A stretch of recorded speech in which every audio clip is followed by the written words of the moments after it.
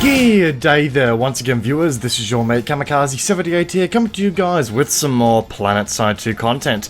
Today, my friends, we're going to be taking a look at the VE-S Canis submachine gun available to the Vanu Sovereignty. I know, a little bit late, but hey, good things come to those who wait. This has been a heavily requested video, and I know that it has taken a little bit longer to come out than some of you would have liked, but better late than never, as I always say, ladies and gentlemen. Today, we will be discussing the stats of the weapon to figure out how she performs on the field, discuss some of the attachment options that best suit the weapon, and how you can further tailor it to a playstyle, all the while discuss some weapon-specific strategy that best suit the weapon to help you become an absolute nuisance on the battlefield with this little bag of tricks. Now, I'm willing to bet that a fair few of you didn't come here to sit through a 10-minute plus long review of a gun in a video game. Some of you are going to have better things to do with your lives. So let's do a quick TLDR of the weapon for those who are a little bit pressed for time. The Canis is a Vanu Sovereignty's answer to the high-powered submachine gun design that we've seen among the other two factions, and gives Vanu Sovereignty troops of all types a heavy-hitting, highly mobile weapon platform that excels at CQC hit-and-run engagements. If I was to draw up a quick comparison for you guys, this is essentially the Vanu's take on the notorious new conglomerate submachine gun, the AF4 Cyclone. However, the Canis takes this highly popular new conglomerate weapon and makes some modifications to make it unmistakably Vanu, and give it some faction-specific charm, if you will.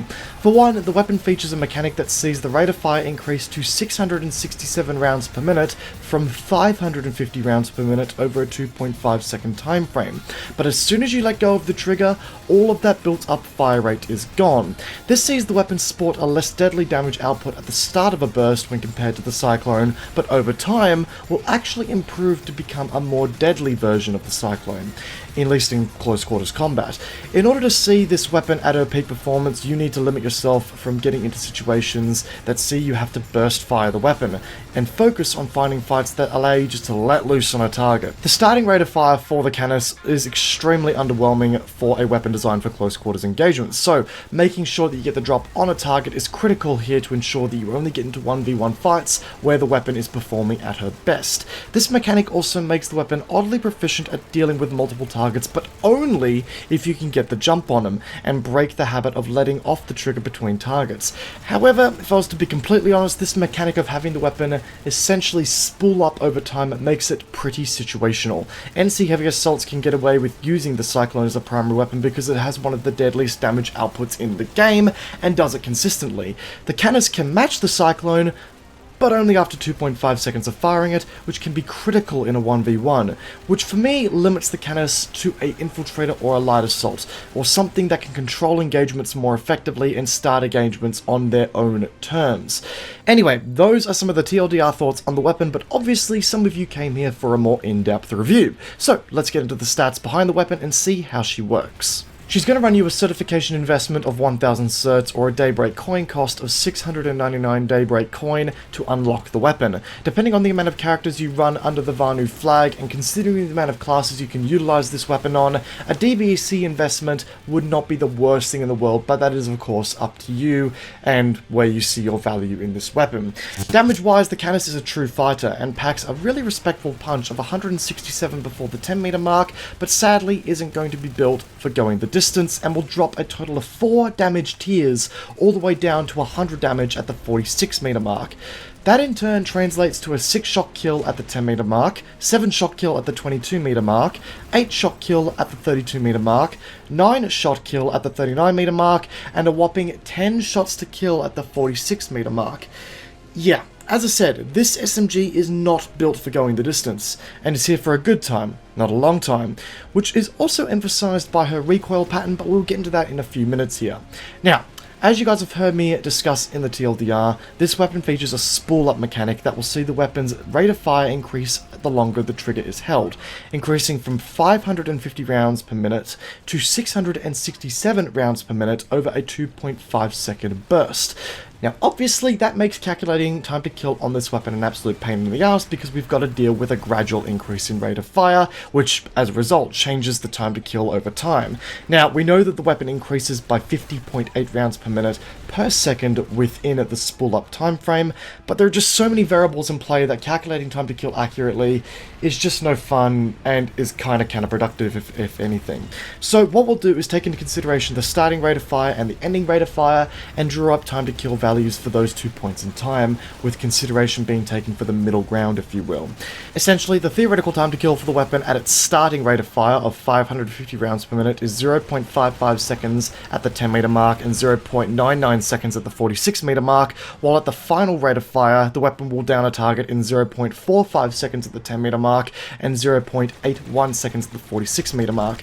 This is quite possibly the most theoretical time to kill values I've ever drawn up here, but you get the idea. The weapon starts incredibly average, then progresses to become a true damage powerhouse at the minimum range. Moving on to recoil, and the vertical recoil here is more than manageable for a weapon of such a damage output, but horizontally speaking, you're going to be seeing a much more sporadic design that will make it difficult to avoid burst firing the weapon when engaging a target at the slightest bit of ranges, which isn't exactly what you want to do here, because by doing that, you reset the weapon's rate of fire, which makes her an absolute monster to control in most situations. As far as the exact shots are concerned, she features a 0.16 degree vertical kick per shot with a corresponding 2.5 times first shot recoil modifier, resulting in a 0.4 degree kick on the first shot of a burst. Now obviously, it's not the highest vertical kick out there, but you still want to avoid it where you can, so another reason not to burst the weapon as much, because you don't want to get that first shot multiplier all that lot as well. But yeah, as I said, a very mild vertical recoil, all things considered.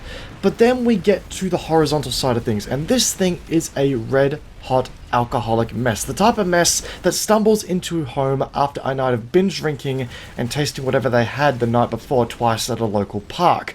She features a minimum horizontal recoil of 0.4 degrees and a maximum horizontal recoil of 0.45 degrees with a horizontal recoil tolerance of 0.9 degrees, which means that this weapon has a potential to kick 2 to 3 times in any direction horizontally before being forced back in the opposite direction. So not only do you have to deal with a weapon that can kick certain direction multiple times, quite heavily if I might add, but it will vary how many times it can do this all the time. But on top of that, we have a recoil angle in place that puts the weapon on a 20-degree angle to the right permanently. And yeah, at least the recoil angle is consistent? Question mark? Yeah, not like that helps in any case, but hey, you gotta try and find the silver lining somehow. Current fire stats are also listed on the left hand side of your screen to take a look at as well. Ammo wise, the weapon features a 40 round magazine with a corresponding 240 round ammo pool, and a snappy 1.74 second short reload time and a 2.9 second long reload time. Wrapping up the weapon is its 375 meters per second muzzle velocity and 0.75 times aiming down sights movement multiplier, something that all SMGs are treated to. And that, my friends, is the package that is the Canis, and quite frankly, I have a real love-hate relationship with this bag of tricks. The issue that I personally have here is the fact that at the start of the burst you are faced with a weapon that deals a pretty average damage output in CQC, but can't effectively be used at range with a horrendous horizontal recoil. And bursting the weapon, well, by bursting the weapon, you may as well just point the weapon down and shoot yourself in the foot with the weapon, because that's what we're talking about here. But on the flip side, if you manage to get the Canis to her peak, you are blessed with a powerhouse of a submachine gun that will give you a firepower that rivals that of the infamous Cyclone. But to get there, you have 2.5 seconds of constant firing between you. So with that in mind, something that you have to master here to effectively use the Canis is target selection and not picking a fight that will see you outgun, which a lot of CQC based weapons will do so at the very beginning. To give you an idea, the Canis's firepower comes close to matching that of sustainable light machine gun profiles that we see in things like the T16 Rhino or the MGR-L1 Promise at the start of her burst. But for an SMG with an erratic recoil pattern, that's not what we want. So in order to make the most of the weapon, you need to get the drop on your target, and it's going to be key to scoring some big kills here. And hell, if you can get the drop on multiple targets, you'll be treated to a devastating damage payload come the second target. However, a habit that you need to ditch with this weapon is letting go of the trigger between targets. I know that this will allow for you to reset the cone of fire and the recoil of the weapon for a fresh engagement, but you really want that rate of fire buff if you see yourself engage multiple targets at once. Considering that by the time you down the first bloke, the second guy will probably have noticed that something is up, and you want to be able to down him as fast as you can. And on the flip side of that, you need to be a master of being able to disengage and decide when to ditch an engagement outright, to know when you are truly outgunned. And only the Infiltrator and the Light Assault are going to have the means to escape and break line of sight on an enemy like so. And with all that emphasis on being able to control when engagements start and when they end, I would not recommend using this weapon for a frontline class. The Heavy Assault, Medic, and Engineer can all have weapons that are going to be more consistent with damage profiles that isn't going to rely on you holding down the trigger for 2 seconds to hit your true potential with your weapon of choice. As I said before, only classes like the Infiltrator and the Light Assault, who typically have a little bit more control over starting and breaking engagements, are going to be able to make the most of this weapon by simply putting her into situations where she isn't going to be outgunned by everything on the battlefield. Simply put, my friends, if you are stuck on the reacting end of this weapon all the time, then you are going to be caught at a severe disadvantage to the point where you're going to kind of want a heavy shield just to level the playing field, even though that as a heavy assault you have about 10 other options over the Canis that are going to be more reliable in those straight up rolls. And when I say it like that, I can't help but feel as though the VS kind of got shafted a little bit here with this weapon, all things considered. For a weapon archetype that is designed to be a heavy hitting CQC guerrilla warfare type of weapon where you can get in and out really quickly, it isn't really capable of scoring quick in and out attacks unless you are dealing with an injured enemy, in which case you have to sacrifice an implant stop slot for target focus, which I'm sure a lot of you would rather not do. I get that the devs wanted to give this weapon a niche that made it feel more like a VS weapon and not a carbon copy of the Cyclone, but in doing this, I can't help but feel as though this weapon is a little bit too situational for its intended use. A mechanic like this rate of fire spool up would have worked great on an LMG, but something like a heat mechanic might have worked a little bit better on a weapon like this. When the weapon originally came out, it was the bee's knees because of its pre-nerf unstable ammo. Now, I don't think I can say the same. Hell, with the weapon's atrocious horizontal recoil, emphasis on full auto fire, and its pretty agreeable hipfire cone of fire, this weapon could honestly be something that is entirely built for hipfiring, and at that point I will argue that there is some merit to this weapon. When you mount unstable ammo and just hipfire the thing like no tomorrow, she can be quite effective, but even then with that slow rate of fire, a missed shot will quickly see you put out of any contention in a 1v1 stand-up engagement, which doesn't do you much good when you're in that CQC brawling environment.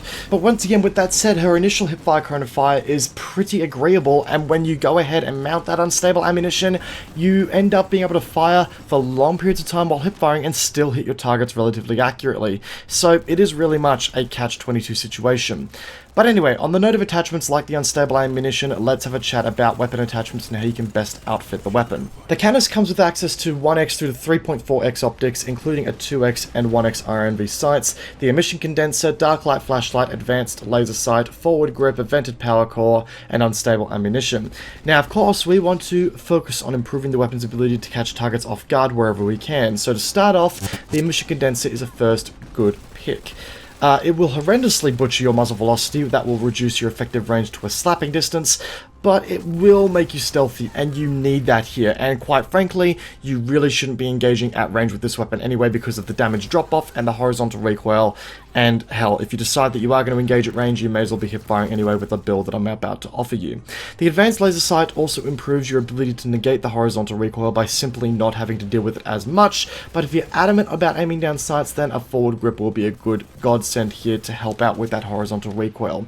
Sight-wise, a 1x would be your only real option, with everything else being somewhat redundant considering the barrel attachment.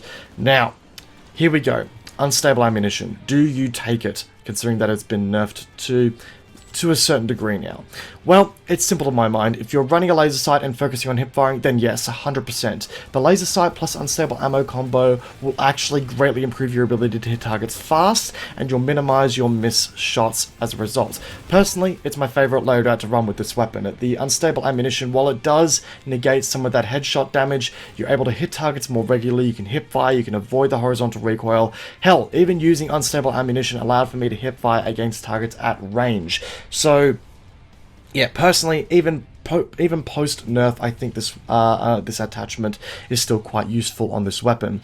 That said though, if you're absolutely adamant on using the forward grip and you want to maximize your headshots, then avoid the unstable ammunition in this case. But personally, I still do believe that a hip-firing unstable ammunition build on this weapon is the way to go. And folks, with all that said, that concludes my review of the VE-S Canis submachine gun available to the VE Sovereignty. Guys, this is a very interesting weapon. I don't hate it. Do not get me wrong, I just feel as though it could have been built a little bit better. It's certainly not a useless weapon, I've had some great success with it. I just feel as though it's extremely situational and does require a lot of situational awareness and a lot of player skill to use appropriately, and not just player aiming skill, but also your ability to decide what targets to engage and what targets to not.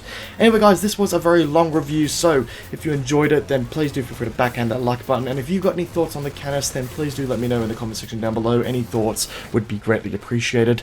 Once again guys, if you enjoyed today's video and you are backhanding that like button, then please do feel free to backhand that subscribe button and follow me on all my social media. There is a Discord there's a Discord link in the description down below as well guys, so feel free to join me on my Discord, and you will also find me streaming on Twitch quite regularly as well nowadays too guys. Anyway, once again, hope you enjoyed today's video guys, peace out, and I'll be seeing you all in the next one. Have a good one guys.